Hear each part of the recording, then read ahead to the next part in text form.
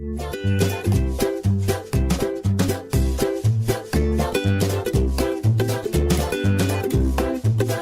and welcome to Your Hometown Solutions. I'm your host, Jean Newell with Waterview Realty. And we have some exciting guests in the studio with me today, and we talk about everything related to family, finance, home, garden, garage, anything you would like. And we're going to be specializing in roofing today, so get your pencil, get your paper. We're going to be talking about roofing problems and storm problems. And in the studios, let me introduce our two co-hosts, Carolyn Wolf with Certified Mortgage Planners. Welcome again, Carolyn, to the studios. Glad to be back, Jean.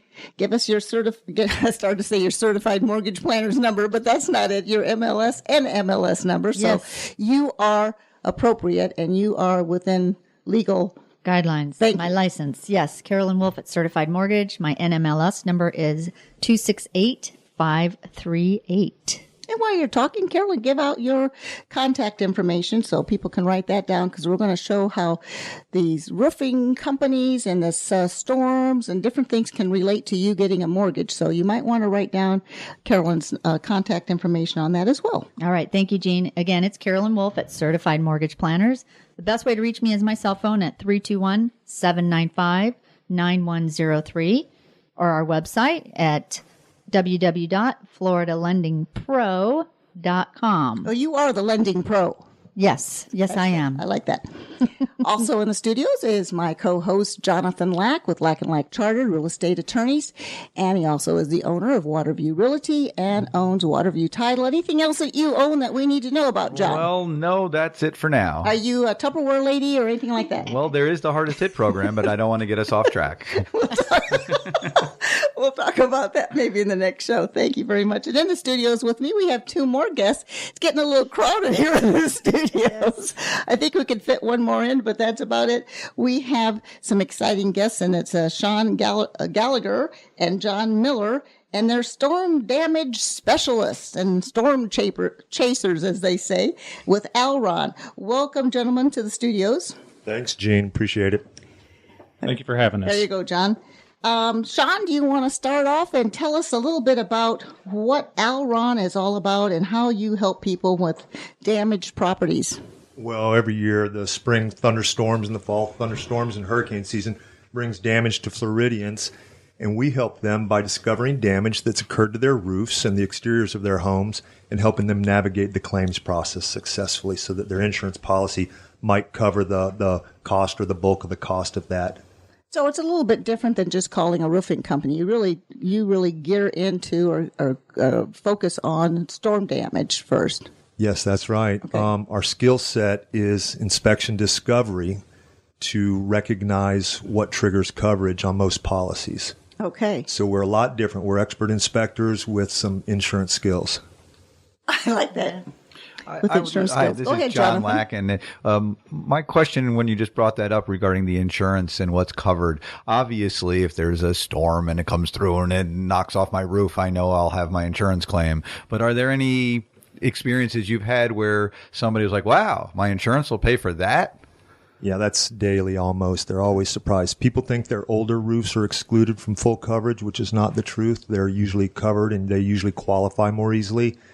And then say on these nice laminate shingles that most of us have, 30-year type shingles, architectural dimensional, if the laminates blow off, that can qualify you for replacement if it's at the right age and it's not considered repairable due to brittleness. So we get that a lot. And people think, oh, I have hail all the time. Can that damage me? The larger hail can. Now, would that, in a named storm, I know we get stuck with the named storm deductible, the 2% or whatnot, and in some instances that may be your cost anyway, so you end up with that dilemma of do I file an insurance claim or just pay the darn deductible out of my pocket? But are there times when there's an insurance claim that's not from a named storm? Yeah, that's a good example. January 22nd, we had high winds in the area, if you remember, and closer to 100 miles an hour. We snapped pictures with our phones on the Weather Channel that evening, and we've gotten some claims in North Merritt Island approved for wind damage with a lower deductible because of that unnamed storm when all other perils deductible kicks in. Okay, so then you're down to your regular deductible. 1,000, 2,500 sometimes, oftentimes. And for those of you, I'd like to point out to everybody in our listening audience, we are based in Brevard County, Florida. So when Sean says here in Merritt Island, that is one of our nicer areas in Brevard County, but we're broadcast on the internet throughout the world. So this would apply. Most of what we're discussing is mostly Florida, or would this apply in other states as well? We like to educate our audience, not just. A lot of it's universal, Jonathan. These same types of rules apply in all parts. In fact, people in Australia do the same thing with small differences. All right, so have you had to replace any roofs in Australia? I was thinking about going there. I was going to find a reason why I needed to, and then ask for some time off to go do that. Yeah, that'd be great. Yeah. So, John, next time Sean says he's going to Outback, he doesn't mean lunch. Yeah, I was thinking of one of the storms maybe in the Caribbean would sounds good. Yeah, I don't know, when they say I have a storm in Melbourne, you might be going to Australia just for that, right? That's right. So we've got 2 Melbournes, don't we? That's right. So you all always say you're storm chasers. So do you cover other areas besides Brevard County? Yeah, good question. We do. We cover actually the entire state of Florida. Our licenses are statewide, so we do cover everywhere from South Florida up to North Florida, the Panhandle. So wherever there's a natural disaster, be it a hailstorm or a wind event, we will go to that area and work that location. So that was John Miller you were listening to. You won't know who you're listening to at home. We have so many players here in the studio, so we'll try to keep introducing ourselves. Maybe Carolyn, they'll get us confused too. 2 women, 3 men. So tell us a little bit about the difference between what your company does, Alron. And by the way, give out your information right now before we forget that. How can they get in touch with you? Alron Construction can be reached at this phone number, 321-626-9596. Wynn will answer your call, tell her what's on your mind, and she'll make an appointment for one of us guys to come out and see you and address your concerns.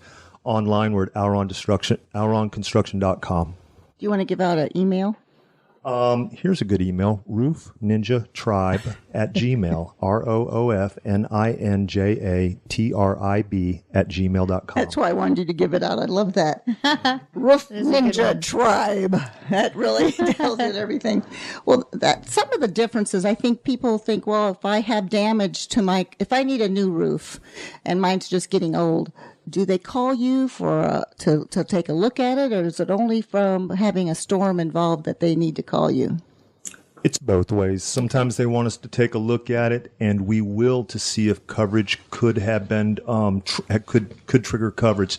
So if I go on the roof looking at a different sort of complaint, and I know by historical weather maps that we subscribe to that neighborhood sustained damage previously, I'll go look and see how that house fared. Mm-hmm. And we may come down with photos and show the owner, you have tree shingles, you have missing shingles, you have hail-struck shingles, and this qualifies you as hail damaged. Is there a time frame for something like that?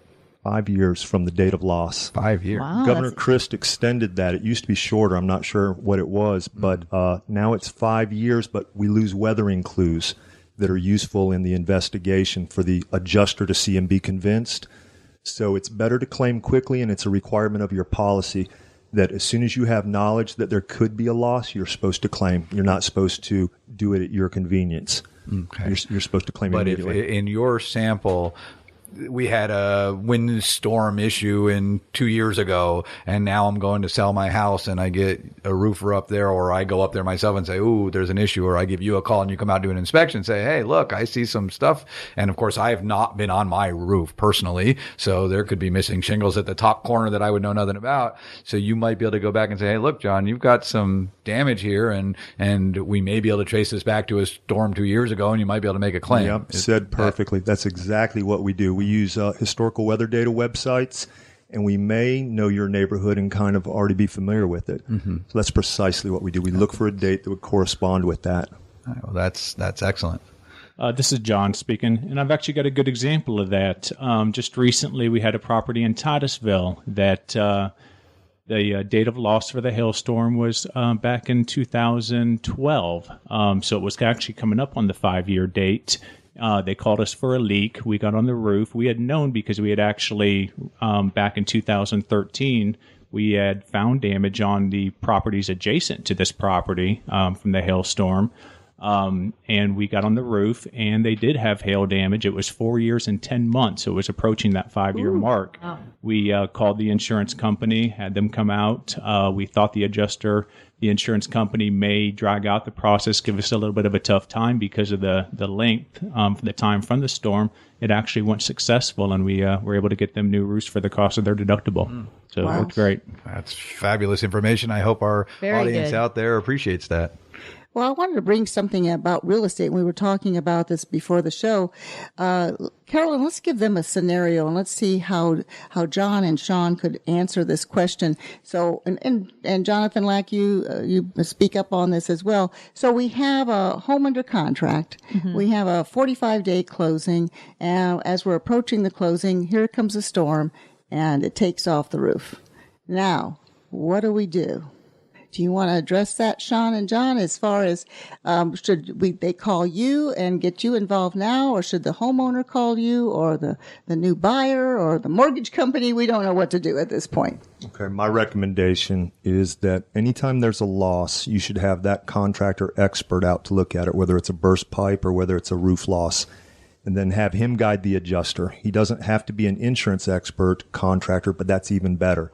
So should you have me out after a roof loss as you're going into a closing? I think you should.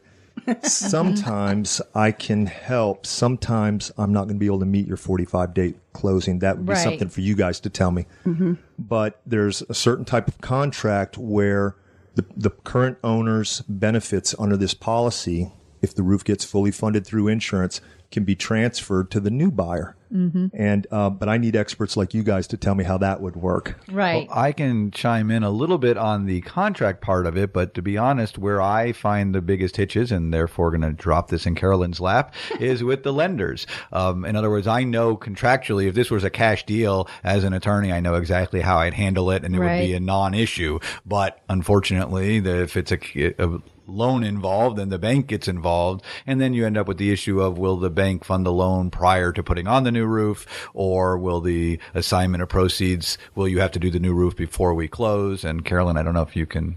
Yeah, that's a good scenario, and there's a few different options that you could do, and it's going to depend on the cost of the roof, the damage of the roof, the type of financing that the borrowers are doing. So again, it could be that it needs to be done prior to. We could also do what's called an escrow holdback, where as long as it's within a X amount of dollars and we know that that's what it's going to cost, we would close on that transaction, knowing that Alron, Sean, and John would be taking care of the roof after we close, and then they get paid with the proceeds once it is completed.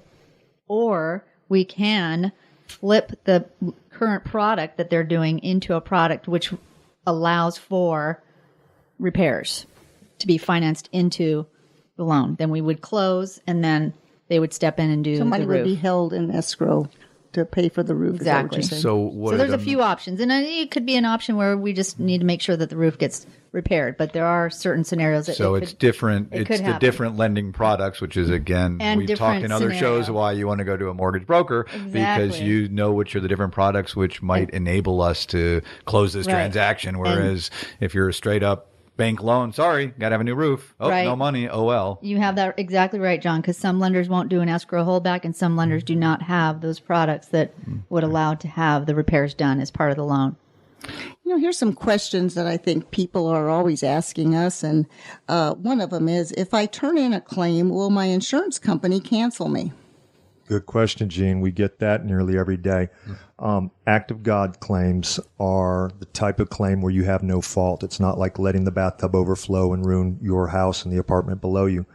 So when a thunderstorm or straight line winds or a hurricane moves over you, since it's not your fault, insurance isn't allowed to penalize you. They're not allowed to drop you. It's against the law. Now, some carriers in the past felt like they experienced heavy exposure in our state, and they left the state or threatened to lose the state. So you may be non-renewed because they're not here anymore, but being dropped for making a claim is not a retaliatory move that the insurance company is allowed to do. How about John Miller? Maybe you can answer this question that we hear a lot too. My neighbor's rates went down after they received a new roof. How is that possible? That's a good question, Gene. Well, let me back up there. Another big thing that we get question is, can the insurance company raise my rates after a storm? or from filing a claim. The same applies. An act of God type situation, a hailstorm or a hurricane, insurance companies are not allowed to raise your rates directly.